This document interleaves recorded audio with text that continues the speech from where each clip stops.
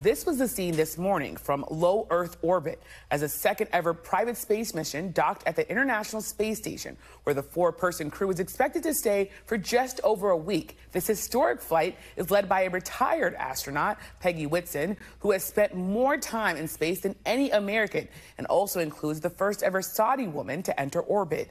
NBC News correspondent Tom Costello is at the site of that launch as NASA sets its sights on beyond low Earth orbit and all the way to Mars. It's the topic of this week's episode of Meet the Press Reports. Hey, Amish, good day. We are in the middle of a torrential rainstorm here, but this has been the site of a great launch yesterday. The Axiom crew on top of a SpaceX rocket now in orbit on the International Space Station as NASA looks at going to the moon one day and to Mars, and to get to Mars, they're going nuclear. 1 month after Elon Musk's Starship launched, then broke apart on liftoff.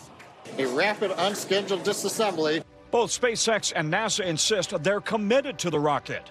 First to land astronauts on the moon, but ultimately to carry crews to Mars as soon as 2040. While science and exploration are the driving motivators, there's also a competitive factor: China. The Chinese government is very secretive, and a lot of their plans involve their military preparations. And so there's a reason for us to get there first.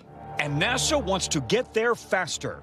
A round-trip mission to Mars could take 2 to 3 years. So to cut the travel time, America is going back to the future. This project was called NERVA. To the 1960s, and a government program most Americans have never heard of, to develop nuclear-powered rockets. Someday, a manned trip to Mars and return may become the mission assignment. It turns out they made big progress back in the 60s, running expensive tests. The goal now, send astronauts to the moon and beyond on nuclear rockets.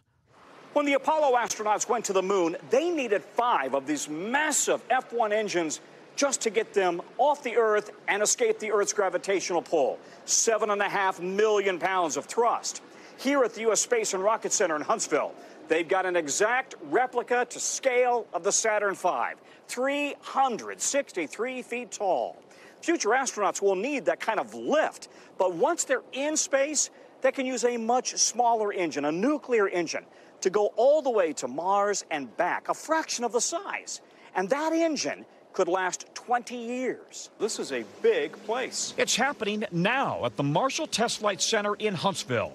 This is where they put components of nuclear thermal rockets, such as this fuel element here, and like the one that you're holding. These are the building blocks for America's future nuclear propulsion going to space. Yes.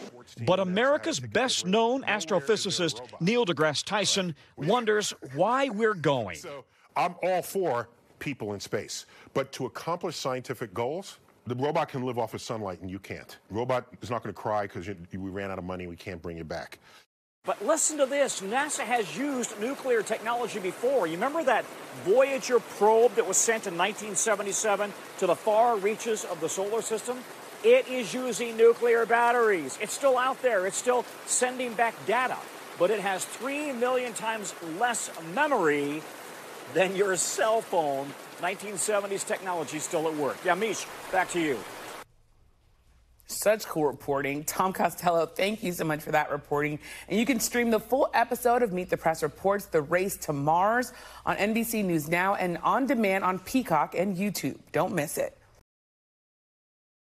Thanks for watching our YouTube channel. Follow today's top stories and breaking news by downloading the NBC News app.